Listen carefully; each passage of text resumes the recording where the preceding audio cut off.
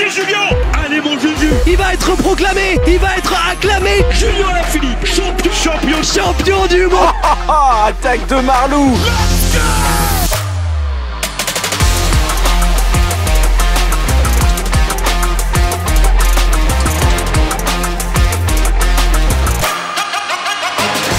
La Grande Presse 2023 Vélo Podcast, vous en avez l'habitude. Depuis cette semaine, on va présenter les grandes équipes du peloton mondial. Aujourd'hui, c'est la IF Education First. Avec l'accent, t'as vu l'accent? Étienne Gourceau est avec moi, salut Étienne. Salut Guillaume. Eh bien écoute, aujourd'hui je vais être ravi de parler d'une équipe avec des horizons un peu plus joyeux de ce qu'on a pu parler par le passé. Très bon coureur, très bon recrutement, il y a de quoi être positif pour 2023, on va en revenir un peu plus tard dans ce podcast. On va en parler de cette équipe IF, donc on va attaquer avec l'année 2022, bon, qui est un petit peu en dessous des standards pour la IF. 18e bilan mondial, il termine 14e sur le bilan 2020-2022, qui a défini les places en World Tour pour les 3 prochaines saisons. Étienne, 9 victoires en 2022 pour l'AIF contre 16-17 sur les 2 saisons précédentes, 2021 et 2020. Je te les liste très rapidement. Les grosses victoires, c'est Magnus Cort au Tour de France, Rigoberto Urán à la Vuelta, Stefan Bissegger qui remporte le contre-la-montre de l'UAE Tour et qui est aussi champion d'Europe. C'est un peu la 10e victoire, mais qui compte pas trop pour l'AIF puisque c'est avec le maillot allemand. Mais là aussi, c'est important d'en parler. Tu as notamment une 4e place sur le Tour de Suisse avec Nelson Poles, et tu as en tout, en plus des 9 victoires, 35 podiums. Ce qu'on peut dire, c'est que certes, l'équipe a été un peu en dessous des standards, mais c'est très régulier quand même. C'est régulier. J'ai envie de te dire, Guillaume, qu'il aura peut-être manqué un gros podium sur une course à étapes World Tour, que ce soit d'une semaine ou même un grand tour. Pour détailler, par exemple, c'est seulement 12e du Tour de France avec Nelson Poles, seulement 9e du Giro et de la Vuelta avec Urán et Carty. Alors il y a la 4e place du Tour de Suisse, c'est des courses qui peuvent rapporter des points. Tu parlais de la 4e place de Paules sur le Tour de Suisse, c'est d'ailleurs le résultat qui a rapporté le plus de points de la saison pour la IF, qui a notamment terminé l'année très tard au Tour du Langkawi avec la 2e place de Hugh Carty. Ça, pour un mec qui a terminé 3e de la Vuelta en 2020 avec la victoire à Langlirou, c'est quelque chose qui marque quand même. Et Hugh Carty, il est allé jusqu'en octobre avec le Langkawi. Il y avait un besoin de points pour la IF. Il ne faut pas oublier qu'il y a eu toute une guerre des nerfs autour de ces fameux points, que sur la période 2020-2022, IF n'est que 14e, une place devant la Cofidis, et si tu prends juste le bilan de 2022, Cofidis marque 8127 points, là où la IF en marque seulement 5800. Sur l'année 2022, IF n'est que 15e. Ils sont derrière des équipes comme Arkea Samsic, comme la Bike Exchange, derrière AG2R Citroën, derrière la Movistar qui a pourtant eu du mal à faire décoller sa saison, derrière la Trek, donc je peux les comprendre, le maintien était peut-être quasiment assuré avant le Tour du Langkawi, mais valait mieux éviter les mauvaises surprises, on va dire. Ouais, ça nous remémore un petit peu la grande bataille qu'il y avait eu en Chine, je crois avec l'Intermarché et la Total Direct Energy à l'époque aussi, où ils s'étaient battus pour une place avec les invitations World Tour, et ça s'était battu avec la dernière course World Tour, le dernier tour. Alors comment ça s'appelle cette course en Chine le tour de Guangzhou, comme ça. Ouais, voilà, exactement. Ouais. Qui depuis le Covid n'est plus là. Cette équipe IF, il y a des coureurs réguliers. En fait, c'est ça. C'est-à-dire que l'effectif sur cette saison 2022, en tout cas, on parle de Nelson Poles, Rigoberto Urán, d'Alberto Bettiol, Ruben Guerrero. L'effectif 2022, Hugh Carty, Magnus Cort, Esteban Chavez, c'est des bons coureurs. Mais en fait, il n'y a pas de gros coureurs dans ces coureurs-là. Mais il y a surtout des coureurs qui ont plutôt sous-performé. Par exemple, Alberto Bettiol, même Rigoberto Urán, voilà, 2e du Tour de France en 2017. C'est quelqu'un qui, même s'il fait top 10 de la Vuelta, qui sous-performe par rapport à son statut. J'ai envie de dire aussi que même s'il gagne une étape sur le Tour de France, Magnus Cort, il n'a pas été aussi impressionnant que l'année dernière. C'est tout un ensemble. On a l'impression que c'est une équipe qui est vouée en fait à faire des top 10. C'est ça. Et à ne pas gagner, ou en tout cas à faire très peu de podiums, tout au mieux dans un top 5. Et c'est une équipe qu'on voit beaucoup à l'avant, qui est très offensive. C'est vraiment une équipe qui est plaisante, mais qui n'est pas forcément récompensée de toutes ses intentions. Sur le Giro, on a vu beaucoup de coureurs IF à l'attaque. Sur le Tour, on les a vus. Magnus Cort, ça a été quand même l'animateur de la première semaine, qui a quand même lui été récompensé, mais il leur manque la petite victoire qui fait la différence. Après, on parlait d'Alberto Bettiol. Alberto Bettiol, il remporte le Tour des Flandres en 2019.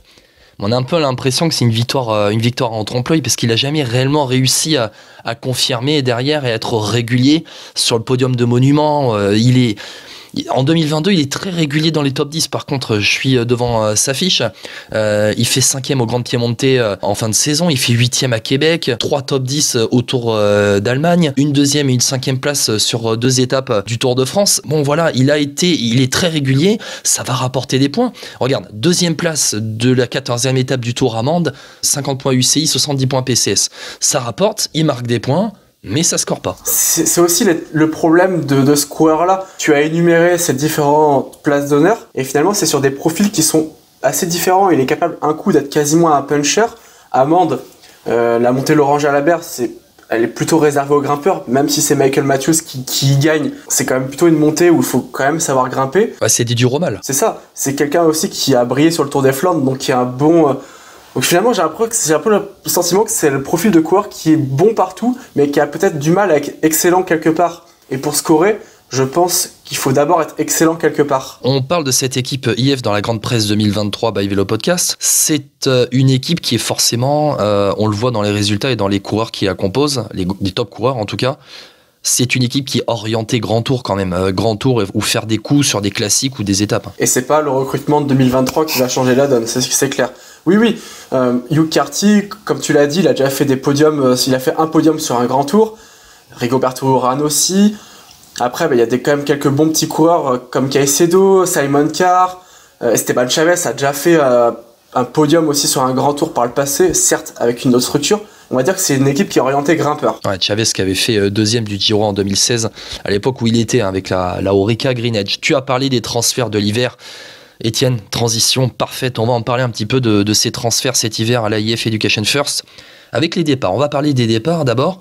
Peu de départs réellement, en tout cas peu de mouvements dans cette équipe IF qui est dans la continuité, qui mise sur ses top coureurs. Il y aura peut-être, pas de changement en 2023, mais peut-être plus en 2024 suivant les résultats. Ruben Guerrero part à la Movistar, Daniel Arroyave, lui, part dans une Conti colombienne. 3 coureurs prennent leur retraite, Langeveld, Ovs et Nakane, le japonais. Et alors moi, il y a un départ qui m'a surpris, ou en tout cas, c'est pas forcément un départ. C'est une rétrogradation, c'est Michael Valgren qui va évoluer avec l'équipe de développement de la IF en 2023, qui est depuis longtemps blessé à un genou, il a du mal à revenir, et pour sa 3e et dernière année de contrat à l'AIF, il évoluera pas, en tout cas il sera pas inscrit dans le groupe World Tour, mais dans le groupe continental. Ça c'est surprenant quand même, c'est rare quand on voit ça. En plus Valgren c'est pas un petit coureur. Oui, effectivement, cette rétrogradation elle est surprenante d'un point de vue, on va dire, du prestige du coureur. Elle l'est un peu moins compte tenu de ses résultats de ces dernières années. Peut-être que ça peut lui faire du bien de repasser par l'échelon inférieur, par l'échelon continental. Maintenant, est-ce qu'on retrouvera un jour un Michael Valgren capable de briller sur des classiques d'un jour? J'ai peur quand même que ce soit compliqué. Le temps passe pour lui. Ouais, le temps passe pour Michael Valgren, qui va avoir 31 ans le mois prochain, le 7 février.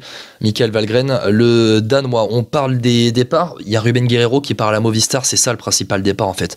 C'est un mec qui était devenu de plus en plus régulier dans les top 10 de courses auxquels il participait. Meilleur grimpeur du Giro en 2020, vainqueur du Mont Ventoux Dénivelé Challenge en 2022. On verra dans les arrivées que ça va être compensé, mais c'est une pièce importante de l'équipe qui part. C'est quelqu'un qui a progressé sur les courses à étapes et qui a progressé en montagne. Maintenant, Guillaume, est-ce que tu penses que c'est quelqu'un qui aurait été capable un jour de briguer un podium sur ne serait-ce qu'une course sur le tour d'une semaine? Je suis pas sûr, honnêtement. Non, je pense pas, mais c'est quelqu'un qui marque des points régulièrement, qui est présent dans les échappées, qui est offensif, qui est très bon dans ce style-là. Bon, et on va voir les arrivées. Tu parles justement de scorer. 4 arrivées seulement dans l'équipe IF pour 2023.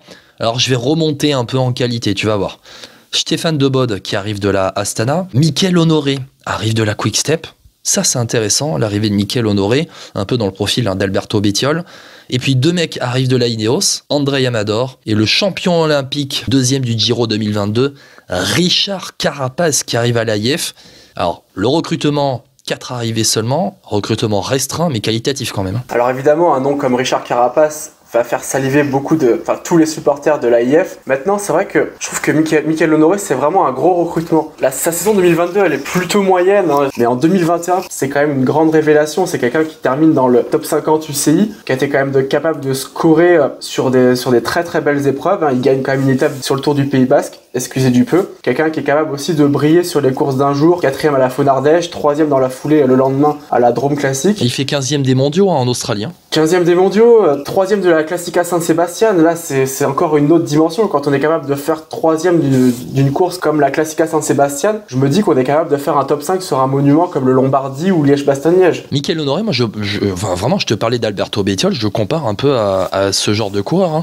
Je pense que la prochaine campagne des Flandriennes de l'AIF va être intéressante à suivre avec et un Honoré et un Bettiol. Oui, c'est clair que ça fait deux cartes, et quand on voit à la Quick Step comment elle est capable de jouer sur plusieurs fronts, avec plusieurs coureurs sur les Flandriennes, on sait qu'avoir au moins 2 armes dans son effectif, c'est toujours mieux que compter sur un seul coureur. Qui plus est, un coureur qui est de plus en plus attendu depuis son succès en 2019 sur le Tour des Flandres. Mickaël Honoré est un sacré recrutement, oui. Ouais, sacré recrutement.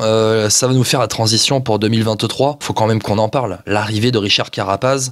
Là, réellement, avec l'arrivée de Richard Carapaz, l'objectif, c'est de gagner une grosse course sur le Tour quand même. Et à minima, faire un podium sur un grand Tour, parce que Richard Carapaz, certes, lors de son arrivée à Ineos entre 2020 et 2022, n'a pas regagné un grand Tour comme il l'avait fait en 2019 sur le Giro. Avec la Movistar. Mais c'est 2e de la Vuelta, c'est quand même 3e du Tour de France, et c'est à nouveau 2e du Giro, seulement battu lors de la dernière étape de montagne par Jay Hindley. C'est quelqu'un, c'est une assurance touriste, Richard Carapaz. C'est une vraie assurance touriste. C'est quelqu'un, tu l'alignes sur le départ, tu sais que s'il est à son meilleur niveau, c'est quasiment podium au bout sur un grand Tour. Et ça va faire énormément de bien à l'AIF parce que c'était le coureur qui leur manquait. Et je vais énumérer aussi les coureurs qui vont pouvoir l'entourer sur les courses par étapes. Nelson Poles, Rigoberto Urán, Hugh Carty, Esteban Chavez.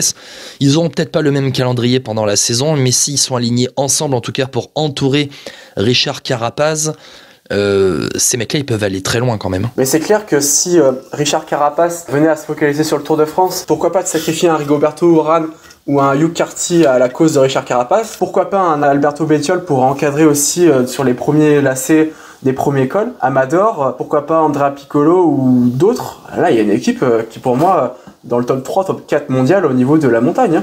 Il y a la Jumbo-Visma, il y a encore Ineos. Après, franchement, l'IAIF est pas loin. Ouais, après, Amador, depuis qu'il est parti de la Movistar et qu'il est arrivé chez Ineos en 2020, c'est quand même très discret. Je suis convaincu qu'il est quand même capable de faire le travail. C'est pas quelqu'un qui est totalement fini. J'espère que IF l'a pris avec ses considérations. Je pense qu'ils doivent se douter qu'il a encore de la ressource. Et peut-être tout simplement que l'identité de course de la Ineos lui convenait tout simplement pas. C'est possible. Ce serait pas le seul. Il y a des coureurs qui n'ont pas réussi à s'imposer, que ce soit en tant que leader ou même en tant qu'équipier au sein de la Ineos.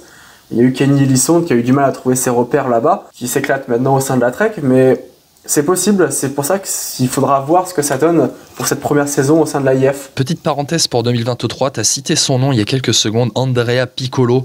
Andrea Piccolo, jeune pépite italienne, tout juste la vingtaine d'années. Un peu de stabilité pour Andrea Piccolo, ça va être surtout ça en 2023, parce qu'en 2022, il a eu donc 3 équipes différentes.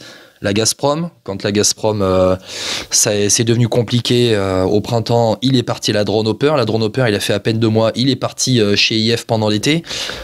On en attend un petit peu de ce gamin quand même. Tu parles de manque de stabilité, ça l'a pas empêché de performer à partir de fin août. C'est quelqu'un qui a quand même fait top 10 de la Bretagne classique, 11e du Lombardie, s'il vous plaît, à peine 20 ans.